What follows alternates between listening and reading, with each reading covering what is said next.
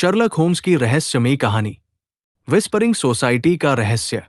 नमस्कार दोस्तों, मेरे चैनल में आप सभी का स्वागत है।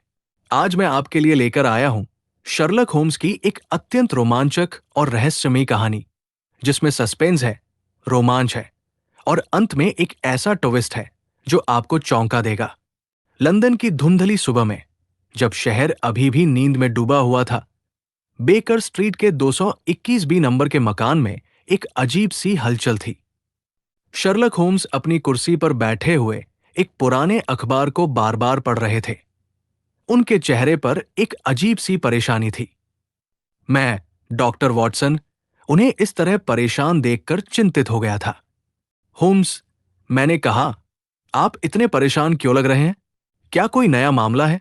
होम्स ने अखबार को मेज पर रखा और मेरी ओर देखा।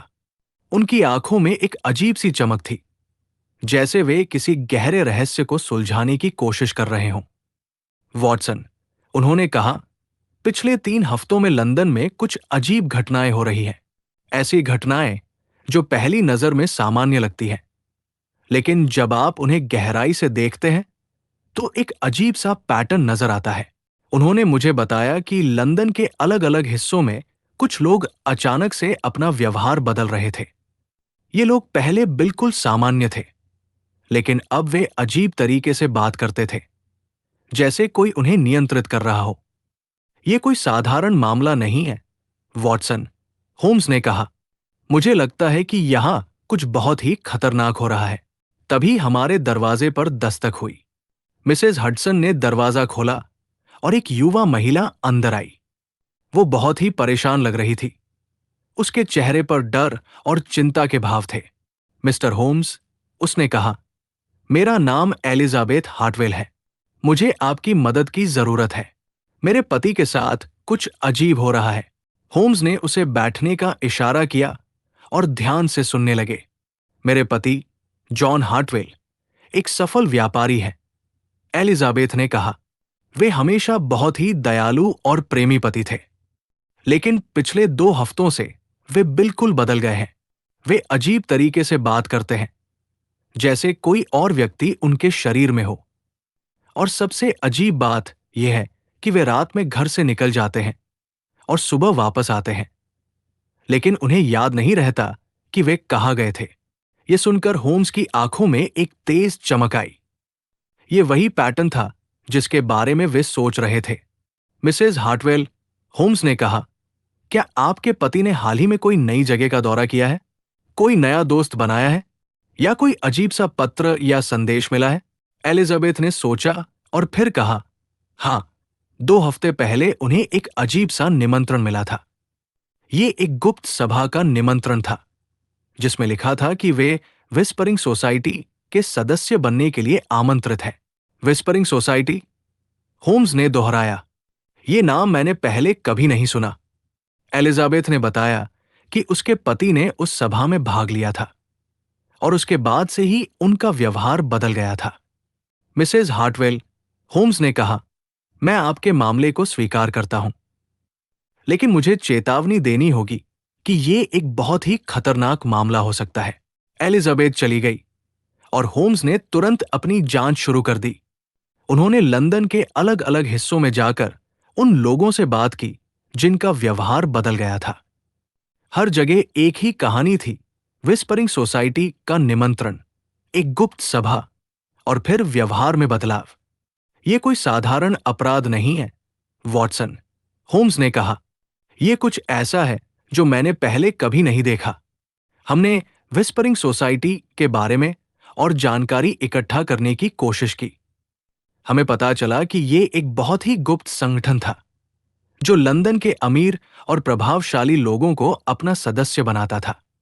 होम्स ने एक योजना बनाई। हमें विस्परिंग सोसाइटी की अगली सभा में घुसपैठ करनी थी। ये एक खतरनाक काम था, लेकिन ये एकमात्र तरीका था जिससे हम सच्चाई जान सकते थे। अगली सभा एक पुराने, परित्यक्त गोदाम में होने वाली थी। हमने अपना भेष बदला और वहां पहुंचे। गोदाम के अंदर का माहौल बहुत ही अजीब था। वहां लगभग 50 लोग थे, सभी काले कपड़े पहने हुए और सभी के चेहरे पर एक अजीब सी शांति थी। सभा की शुरुआत एक रहस्यमयी व्यक्ति ने की, जिसका चेहरा एक मास्क से ढका हुआ था। उसकी आवाज में एक अजीब सी शक्ति थी, जो लोगों को मंत्रमुग्ध कर देती थी। मेरे प्रिय सदस्यों, उसने कहा, आज हम एक नए युग की शुरुआत करने जा रहे हैं। एक ऐसा युग जहां हम सभी एक ही मन से सोचेंगे, एक ही उद्देश्य के लिए काम करेंगे। उसने एक अजीब सी डिवाइस निकाली, जो एक छोटे से बॉक्स जैसी दिख रही थी। डिवाइस से एक अजीब सी आवाज निकल रही थी, जो कानों में सुनाई नहीं दे रही थी, लेकिन दिमाग पर असर कर रही थी। मैंने देखा कि सभा में मौजूद लोग उस आवाज के प्रभाव में आ रहे थे। उनकी आंखें खाली हो गई थी और वे रोबोट की तरह व्यवहार कर रहे थे। होम्स ने मुझे इशारा किया और हम चुपचाप वहां से निकल गए। बाहर आकर होम्स ने कहा, यह कोई साधारण अपराध नहीं है, वॉटसन। ये कुछ ऐसा है जो विज्ञान और अपराध का एक खतरनाक मिश्रण है। हमने स्कॉटलैंड यार्ड को इस मामले की जानकारी दी। इंस्पेक्टर लेस्ट्रेड ने हमारी बात सुनी, लेकिन उन्हें विश्वास नहीं हुआ। होम्स, उन्होंने कहा, यह सब कुछ बहुत ही अजीब लगता है। क्या आप वाकई में ये मानते हैं कि कोई व्यक्ति लोगों के दिमाग को नियंत्रित कर सकता है? लेस्ट्रेड, होम्स ने कहा, मैंने अपनी आंखों से देखा है। ये सच है, चाहे आप इसे माने या न माने। हमने अपनी जांच जारी रखी। हमें पता चला कि विस्परिंग सोसाइटीज का नेता एक रहस्यमयी व्यक्ति था, जिसे लोग मास्टर कहते थे। कोई भी उसका असली नाम नहीं जानता था और कोई भी उसका चेहरा नहीं देखा था। होम्स ने मास्टर के बारे में और जानकारी इकट्ठा करने की कोशिश की। हमें पता चला कि वो एक बहुत ही बुद्धिमान और खतरनाक व्यक्ति था, जो विज्ञान और मनोविज्ञान का गहरा ज्ञान रखता था। ये व्यक्ति सिर्फ एक अपराधी नहीं है, वॉटसन, होम्स ने कहा। ये एक ऐसा व्यक्ति है जो मानवता के लिए एक बहुत बड़ा खतरा है। हमने विस्परिंग सोसाइटी के सदस्यों पर नजर रखना शुरू किया। हमने देखा कि वे सभी रात में अपने घरों से निकलते थे और एक गुप्त स्थान पर जाते थे। हमने उनका पीछा किया और पाया कि वे सभी एक पुराने परित्यक्त फैक्ट्री में जाते थे। फैक्ट्री के अंदर एक विशाल प्रयोगशाला थी, जहां मास्टर अपने प्रयोग कर रहा था। वहां कई अजीब मशीनें थीं और दीवारों पर जटिल चार्ट और डायग्राम लगे हुए थे। हमने देखा कि मास्टर अपने सदस्यों पर कुछ प्रयोग कर रहा था। वो उनके दिमाग में कुछ डिवाइसेस लगा रहा था, जो उन्हें पूरी तरह से नियंत्रित कर देती थी। ये भयानक है, होम्स, मैंने कहा। ये व्यक्ति लोगों को रोबोट बना रहा है। हाँ, वॉटसन, होम्स ने कहा।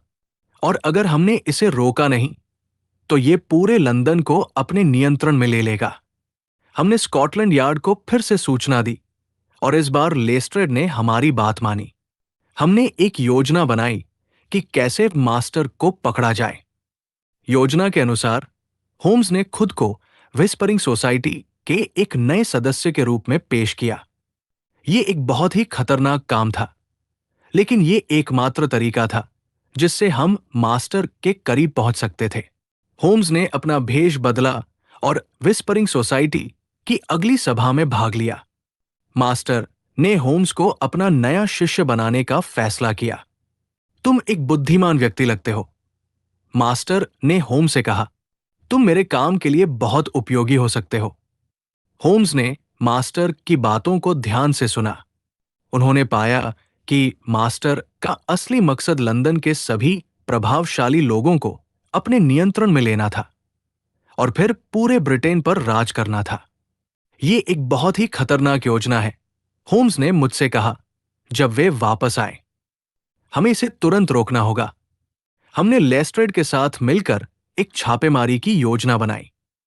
हमें मास्टर को रंगे हाथों पकड़ना था, ताकि उसके खिलाफ पुख्ता सबूत हों।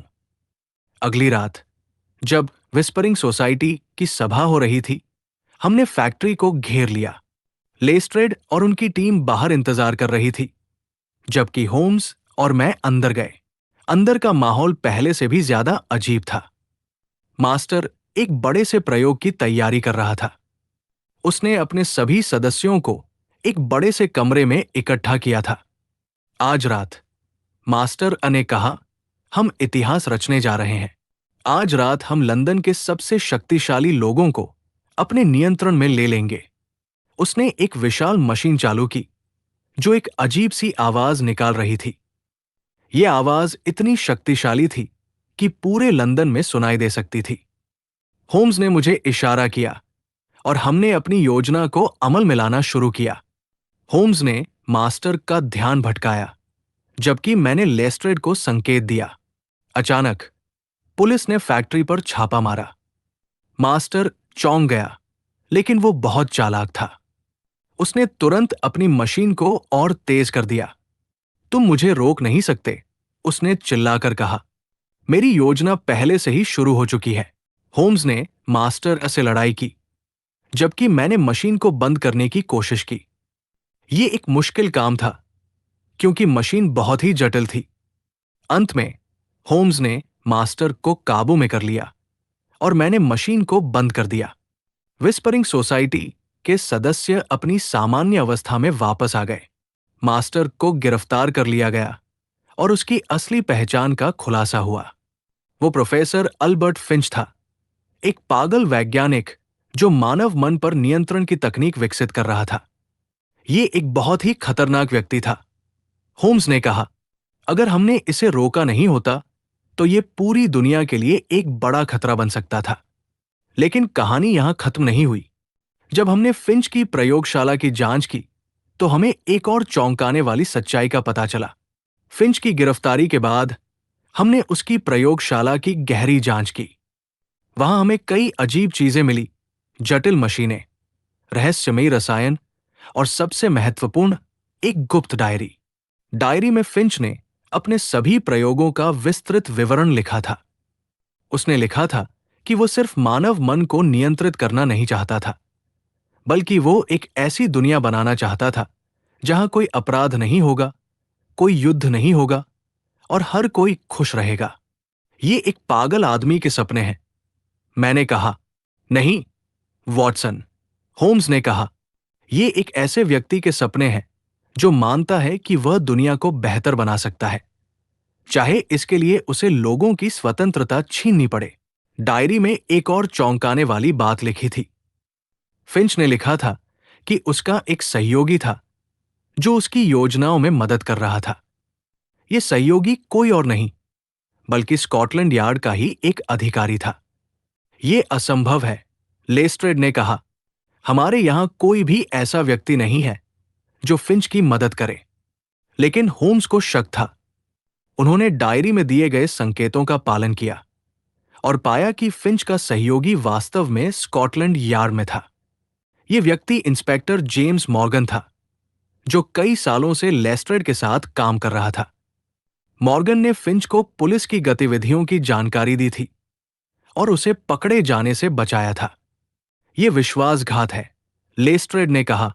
जब उन्हें सच्चाई का पता चला, मॉर्गन को भी गिरफ्तार कर लिया गया और उसने अपना अपराध कबूल किया। उसने बताया कि वो फिंच के विचारों से प्रभावित था और वो मानता था कि फिंच की योजना दुनिया के लिए अच्छी थी। मैं सिर्फ एक बेहतर दुनिया चाहता था, मॉर्गन ने कहा। एक ऐसी दुनिया जहां कोई अपराध नहीं होगा। लेकिन तुमने लोगों की स्वतंत्रता छीनने की कोशिश की, होम्स ने कहा। यह कोई समाधान नहीं है। फिंच और मॉर्गन दोनों को जेल भेज दिया गया और विस्परिंग सोसाइटी का अंत हो गया। लंदन के लोग अपनी सामान्य जिंदगी में वापस लौट गए, लेकिन होम्स को अभी भी कुछ परेशान कर रहा था।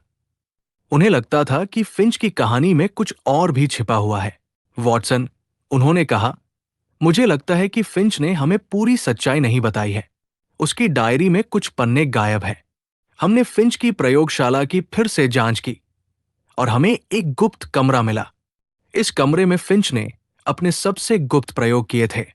कमरे में एक और डायरी थी जिसमें फिंच ने अपनी असली योजना का विवरण लिखा था। ये योजना विस्परिंग सोसाइटी से कहीं ज्यादा खतरनाक थी। फिंच ने लिखा था कि वो एक ऐसी तकनीक विकसित कर रहा था जो पूरी दुनिया के लोगों के दिमाग को एक साथ नियंत्रित कर सकती थी। वो इस तकनीक को ग्लोबल माइंड कंट्रोल कहता था। ये भयानक है, मैंने कहा। अगर ये तकनीक किसी गलत हाथों में पड़ जाए तो पूरी मानवता खतरे में पड़ सकती है। हाँ, वॉटसन, होम्स ने कहा, और मुझे डर है कि फिंच ने इस तकनीक का एक प्रोटोटाइप बनाया है। हमने उस प्रोटोटाइप को ढूंढने की कोशिश की, लेकिन वो कहीं नहीं मिला। फिंच ने इसे कहीं छिपा दिया था। हमने फिंच से पूछताछ की, लेकिन वो कुछ भी बताने को तैयार नहीं था। वो सिर्फ मुस्कुराता रहता था, जैसे वो कोई बड़ा राज जानता हो। तुम कभी नहीं जान पाओगे, मिस्टर होम्स, फिंच ने कहा। मेरी तकनीक हमेशा के लिए सुरक्षित है। होम्स ने फिंच के अतीत की जांच की। उन्होंने पाया कि फिंच एक बहुत ही प्रतिभाशाली वैज्ञानिक था, लेकिन उसका दिमाग कहीं न कहीं से फिर गया था। फिंच के बचपन में एक दुखद घटना हुई थी। उसके माता-पिता एक युद्ध में मारे गए थे और वो अकेला रह गया था। इस घटना ने उसके दिमाग पर गहरा प्रभाव डाला था। वो युद्ध और हिंसा से इतना परेशान था कि उसने फैसला किया कि वह दुनिया को बदल देगा, होम्स ने कहा। लेकिन उसका तरीका गलत था। हमने फिंच के पुराने दोस्तों और सहयोगियों से बात की। हमें पता चला कि फिंच ने अपनी तकनीक का एक हिस्सा अपने एक पुराने दोस्त को दिया था, जो अब विदेश में रहता था। यह दोस्त डॉक्टर विलियम ग्रे था, जो अब जर्मनी में एक विश्वविद्यालय में प्रोफेसर था। होम्स ने तुरंत जर्मन पुलिस को सूचना दी। कुछ दिनों बाद हमें खबर मिली कि डॉक्टर ग्रे को गिरफ्तार कर लिया गया है और उसके पास फिंच की तकनीक का एक हिस्सा मिला है। अब हम निश्चिंत हो सकते हैं, होम्स ने कहा। फिंच की खतरनाक तकनीक अब किसी के हाथ में नहीं है। लेकिन कहानी का सबसे बड़ा ट्विस्ट अभी भी बाकी था। एक दिन जब हम बेकर स्ट्रीट में बैठे थे, हमारे पास एक अजीब सा संदेश आया। यह संदेश एक युवा महिला की ओर से था, जो खुद को एलेनोर वैंस कहती थी। संदेश में लिखा था, मिस्टर होम्स, मुझे आपसे मिलना है। मेरे पास प्रोफेसर फिंच के बारे में कुछ महत्वपूर्ण जानकारी है जो आपको जानी चाहिए। हमने एलेनोर से मिलने का फैसला किया। वो एक सुंदर और बुद्धिमान युवा महिला थी, लेकिन उसकी आंखों में एक अजीब सी उदासी थी। मिस्टर होम्स, उसने कहा, मैं आपको कुछ ऐसी बात बताने जा रही हूं जो आपको चौंका देगी। उसने हमें बताया कि वो प्रोफेसर फिंच की बेटी थी। ये सुनकर हम दोनों चौंक गए।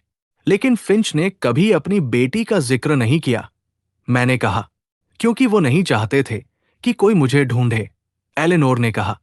वो जानते थे कि अगर उनकी योजना विफल हो जाए तो लोग मुझे भी दोषी मानेंगे। एलेनोर ने हमें बताया कि उसके पिता ने उसे बचपन से ही अपनी प्रयोगशाला से दूर रखा था। वो नहीं चाहते थे कि उनकी बेटी उनके काम के बारे में जाने। लेकिन मैं जानती थी, एलेनोर ने कहा, मैं जानती थी कि मेरे पिता कुछ गलत कर रहे हैं। उसने हमें बताया कि फिंच ने अपनी तकनीक का एक बैकअप बनाया था और उसे एक गुप्त स्थान पर छिपा दिया था। यह बैकअप एक ऐसी जगह पर था जहां कोई भी उसे ढूंढ नहीं सकता था। मुझे पता है कि वो बैकअप कहाँ है, एलेनोर ने कहा, और मैं चाहती हूं कि आप उसे नष्ट कर दें। ये एक बहुत ही महत्वपूर्ण जानकारी थी।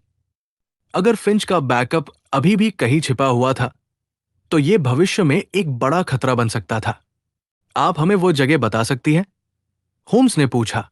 हाँ, एलेनोर ने कहा, लेकिन ये एक बहुत ही खतरनाक जगह है। मेरे पिता ने इसे कई जालों से सुरक्षित किया है। एलेनोर ने हमें बताया कि बैकअप लंदन के बाहरी इलाके में एक पुराने परित्यक्त महल में छिपा हुआ था। यह महल सदियों से खाली था और लोग इसे भूतिया मानते थे। मेरे पिता ने इस जगह को इसीलिए चुना था, एलेनोर ने कहा, क्योंकि कोई भी वहां जाने की हिम्मत नहीं करता। हमने उस महल की यात्रा करने का फैसला किया। यह एक खतरनाक मिशन था, लेकिन हमें फिंच के बैकअप को नष्ट करना था। महल तक पहुंचने का रास्ता बहुत ही मुश्किल था। हमें घने जंगलों से होकर जाना पड़ा और कई बाधाओं का सामना करना पड़ा। महल के अंदर का माहौल बहुत ही डरावना था। वहां अंधेरा था और हर जगह धूल और मकड़ी के जाले थे। लेकिन हमें पता था कि हमें अपना काम पूरा करना है। एलेनोर ने हमें महल के गुप्त कमरे तक पहुंचाया। ये कमरा महल के सबसे गहरे हिस्से में था और वहां तक पहुंचने के लिए कई गुप्त रास्तों से होकर जाना पड़ा। गुप्त कमरे में फिंच का बैकअप रखा हुआ था। ये एक छोटी सी डिवाइस थी, लेकिन इसमें बहुत बड़ी शक्ति छिपी हुई थी। ये रहा, एलेनोर ने कहा, मेरे पिता की सबसे खतरनाक रचना। होम्स ने डिवाइस को ध्यान से देखा। यह बहुत ही जटिल थी और इसे नष्ट करना आसान नहीं था। हमें इसे बहुत सावधानी से नष्ट करना होगा। होम्स ने कहा, अगर हमने कोई गलती की तो यह बहुत खतरनाक हो सकता है। हमने डिवाइस को नष्ट करने की कोशिश की, लेकिन तभी हमें किसी के कदमों की आहट सुनाई दी। कोई हमारे पीछे आ रहा था। कौन हो सकता है? मैंने पूछा। मुझे नहीं पता, होम्स ने कहा, लेकिन हमें सावधान रहना होगा। अचानक कमरे में एक आदमी दाखिल हुआ। वो एक अजीब सा मास्क पहने हुए था और उसके हाथ में एक पिस्तौल थी। तुम लोग यहां क्या कर रहे हो? उसने पूछा। हम फिंच के बैकअप को नष्ट करने आए हैं, होम्स ने कहा। यह तुम नहीं कर सकते, उस आदमी ने कहा। यह डिवाइस बहुत महत्वपूर्ण है। उस आदमी ने अपना मास्क हटाया और हमें एक बड़ा झटका लगा। वो कोई और नहीं बल्कि इंस्पेक्टर लेस्ट्रेड था। लेस्ट्रेड? मैंने हैरानी से कहा, तुम यहां क्या कर रहे हो? मैं यहां अपने काम के लिए आया हूं, लेस्ट्रेड ने कहा। मैं फिंच का असली सहयोगी हूं। यह सुनकर हमारे होश उड़ गए। लेस्ट्रेड, जो हमेशा हमारी मदद करता था, वो फिंच का सहयोगी था? यह कैसे संभव है? होम्स ने पूछा। मैं हमेशा से फिंच के विचारों से सहमत था, लेस्ट्रेड ने कहा। मैं मानता हूं कि दुनिया को नियंत्रण की जरूरत है। लेस्ट्रेड ने हमें बताया कि वो सालों से फिंच की मदद कर रहा था। उसने फिंच को पुलिस की जानकारी दी थी और उसे पकड़े जाने से बचाया था, लेकिन फिंच को गिरफ्तार कर लिया गया। मैंने कहा, हां, लेस्ट्रेड ने कहा, लेकिन यह हमारी योजना का हिस्सा था। हमें पता था कि तुम लोग हमारे पीछे हो, इसलिए हमने फिंच को जानबूझकर पकड़वाया। यह सुनकर हमें एहसास हुआ कि हम एक बहुत बड़े जाल में फंस गए थे। लेस्ट्रेड और फिंच ने हमें बेवकूफ बनाया था। अब मैं फिंच की योजना को पूरा करूंगा, लेस्ट्रेड ने कहा। मैं इस डिवाइस का इस्तेमाल करके पूरी दुनिया को नियंत्रित करूंगा। यह एक बहुत ही खतरनाक स्थिति थी। हमें लेस्ट्रेड को रोकना था, लेकिन उसके पास पिस्तौल थी। तभी एलेनोर ने एक बहादुरी का काम किया। उसने लेस्ट्रेड पर अचानक हमला किया और उसकी पिस्तौल छीन ली। तुम मेरे पिता की योजना को पूरा नहीं कर सकते, एलेनोर ने कहा। मैं इसकी इजाजत नहीं दूंगी। लेस्ट्रेड और एलेनोर के बीच एक भयंकर लड़ाई हुई।